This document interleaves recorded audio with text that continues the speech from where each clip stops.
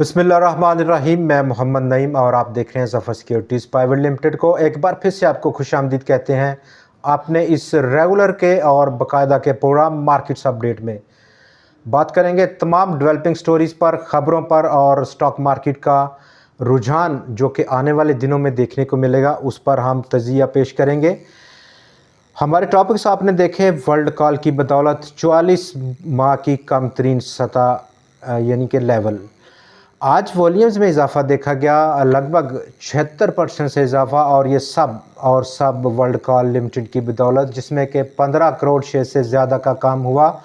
Stock की कीमत में इजाफा देखा गया, लेकिन इसके साथ साथ जो मार्केट कैपिटलाइजेशन है, अगर मैं कहूँ कि नंबर ऑफ़ वॉल्यूम जो आज ट्रेड हुए, जो 76% का इजाफा था। दूसरी तरफ जो मालियत है इन शेयर्स की 76% की, उसमें कोई खातर का इजाफा नहीं रिकॉर्ड किया गया। 9.7 अरब रुपया रही। कल 22 करोड़ के शेयर्स के काम की लगभग 9.5 अरब रुपए की टोटल मालियत थी। आज वो बढ़कर 40 करोड़ शेयर्स को पार कर गया।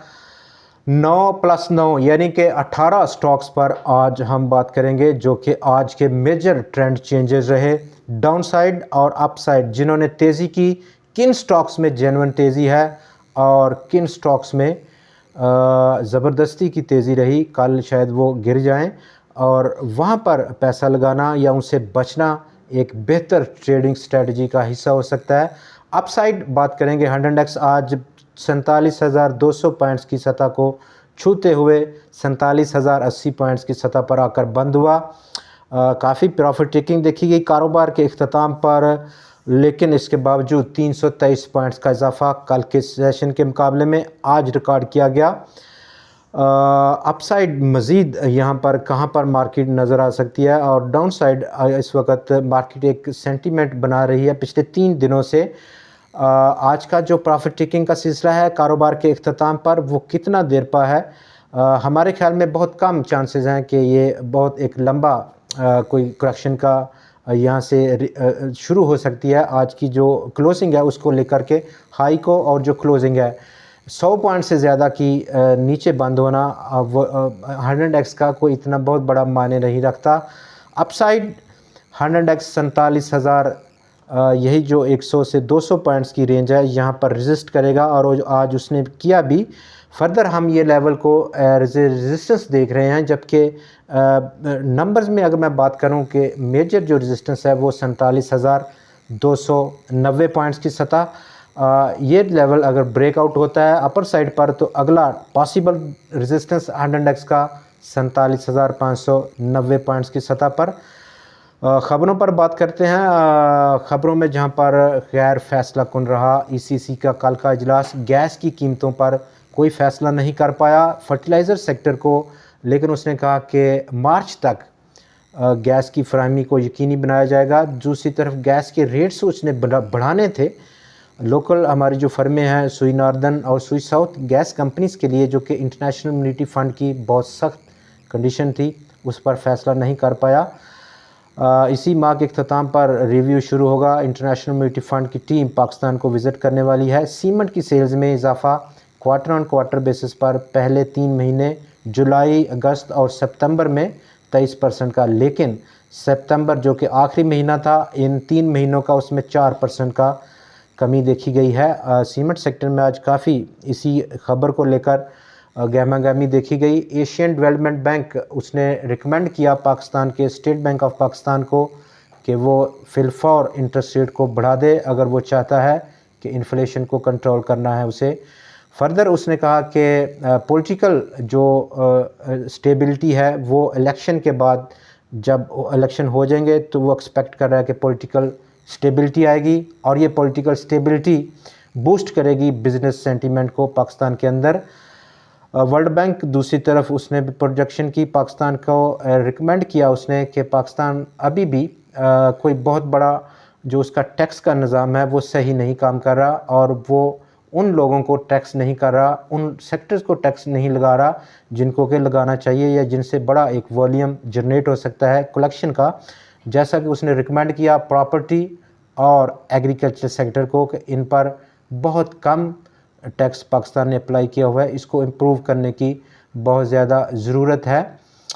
44 महीनों का कम तरीन लेवल, और ये लेवल हमने देखा पिछले लगातार 44 महीनों को। अगर हम डाटा कंपाइल करें पाकिस्तान की जो पेट्रोलियम सेल्स हैं वहाँ पर सितंबर में सिर्फ़ और सिर्फ 1.06 मिलियन टन्स की पाकिस्तान ने कंजम्पशन की पेट्रोलियम और पेट्रोलियम प्रोडक्ट्स की, जो कि पिछले 44 महीनों की कम तरीन सतह है। और ये बुनियादी वजह रहा इतना लो जाने का पेट्रोलियम की सेल्स का।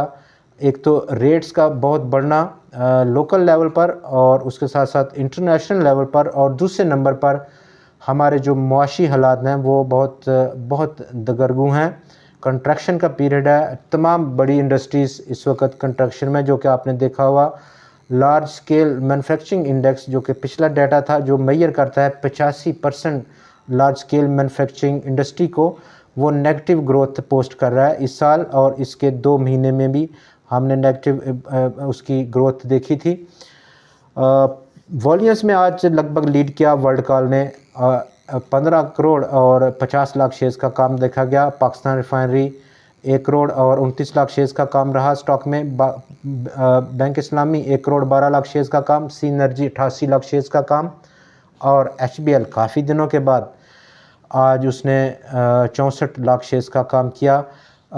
तो आज जिन्होंने स्टॉक्स ने रैली की, पहले 9 स्टॉक्स जिसमें कि HBL ने लीड किया और सिर्फ अकेले ने आज की 323 पॉइंट्स की टोटल रैली में 97 पॉइंट्स को ऐड किया।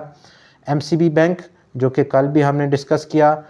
अपर साइड अगर मैं बात करूं HBL की तो 101 या मैक्सिमम 102 पॉइंट्स, ये वो लेवल है जिसमें शॉर्ट टर्म के लिए प्रॉफिट्स को बुक करना एक बेहतरीन स्ट्रेटजी हो सकती है। UBL का लेवल अपर साइड 156-57 रुपये की सतह। एंग्रो फर्टिलाइज़र 84-85 रुपये का level. Colgate Palmolive Pakistan limited 1500 से 1550 रुपये का लेवल अपर साइड पर। एक बहुत शॉर्ट टर्म के टाइम फ्रेम पर प्रॉफिट टेकिंग एरिया रेजिस्टेंस के तौर पर आप देख सकते हैं। मिज़ान बैंक वो हमने कल भी डिस्कस किया। बैंक इल्फला आज इमर्ज हुआ, जिसका टारगेट प्राइस 42-43 या मैक्सिमम 44 रुपये की सतह पर देखने को मिल सकता है। हब पावर जो कि 6 अक्टूबर यानी कि परसों एक्स हो जाएगा और उसने 6 रुपये कैश दे रखा है। 90 रुपये की रेजिस्टेंस काफ़ी बड़ी और भारी रेजिस्टेंस है। प्रॉफिट टेकिंग कीजिए, कैश डिविडेंड उसको हासिल करना, उसके चक्कर में ना पड़ें, उसना डिडक्ट होगा रेगुलर प्राइस से, चूँकि स्टॉक इस वक्त एक ओवरबॉट टेरिटरी में मौजूद है और करेक्शन चाह रहा है। दोबारा से किसी दूसरे लेवल पर जब एक्स होकर स्टॉक एक डाउन साइड करेक्शन लेगा तो ख़रीदारी बनानी एक बेहतर फ़ैसला हो सकता है स्टॉक में। मैपल लीफ सीमेंट उसने भी आज पार्टिसिपेट किया। एडवांसर्स जो कि कंट्रीब्यूशन किया आज की 323 पॉइंट्स की इस रैली में, लेकिन कंसोलिडेशन मूड नज़र आ रहा है। आने वाले मज़ीद चंद दिन कोई बहुत बड़ी रैली करता हुआ स्टॉक नज़र नहीं आ रहा। ये तमाम वो 9 स्टॉक्स हैं जिन्होंने आज कुल मजमूई तौर पर 365 पॉइंट्स को ऐड किया आज की इस 323 पॉइंट्स की टोटल रैली में। दूसरी तरफ वो 9 स्टॉक्स हैं जिन्होंने आज गिरावट दी और उनमें से कुछ स्टॉक्स मजबूरी के तहत करेक्शन या प्रॉफिट टेकिंग आप कह रहे हैं उसकी जद में आ गए, लेकिन कुछ जेन्युइन इस गिरावट की जद में है, करेक्शन के मूड में है। जैसा कि एंग्रो कॉरपोरेशन करेक्शन थी आज, काफ़ी दिनों की रैली के बाद स्टॉक ने थोड़ा सांस लेने को तरजीह दी। 265, 66 या 64 मज़ीद लोअर साइड ये हमारा टारगेट है, जो कि पहले भी हमने बयान किया था। सिस्टम्स करेक्शन की जद में आया, मज़ीद अभी स्टिल उसका वैलिड है अपसाइड पर। पाकिस्तान पेट्रोलियम करेक्शन के मूड में है, ऑलरेडी करेक्शन के मूड में है, एक करेक्शन चाह रहा है। मारी पेट्रोलियम कंसोलिडेशन पैटर्न में है, कोई बड़ी रैली नहीं दिखा सकता आने वाले चंद दिन के लिए, कम चांसेस हैं। दाऊद हरकुलिस वो भी करेक्शन की जद में है, ओवरबॉट टेरिटरी है, डाउन साइड मूव करने के ज़्यादा चांसेस हैं। OGDC में भी तवक्कुआत हैं कि वो डाउन साइड थोड़ा प्रेशर बना सकता है। काफ़ी ज़्यादा यहाँ पर स्टॉक एक सीलिंग से लगा हुआ है अपर साइड पर, और ये सीलिंग जो कि प्रॉफिट टेकिंग की सूरत में निकलती है, करेक्शन के मूड में नज़र आ रहा है। आदमजी इंश्योरेंस कोई बहुत बड़ा ट्रेंड आदमजी इंश्योरेंस में नहीं है। अलाइड बैंक और पैकेजेस लिमिटेड कंसोलिडेशन पैटर्न है पैकेजेस लिमिटेड में, जो कि आने वाले मज़ीद चंद हफ्ते हम स्टॉक में देख सकते हैं उस पैटर्न को जारी रखता हुआ नज़र आएगा, जबकि इन तमाम 9 स्टॉक्स ने 88 पॉइंट्स की मनफी कंट्रीब्यूशन दी, यानी कि 88 पॉइंट्स को निकाल दिया आज की मार्केट की टोटल परफॉर्मेंस से। कल फिर आपसे मुलाकात होती है मज़ीद ख़बरों और मज़ीद तज़ियात के साथ। तब तक के लिए हमें इजाज़त दीजिए। अपना बहुत ख्याल रखिएगा। खुदा हाफिज़।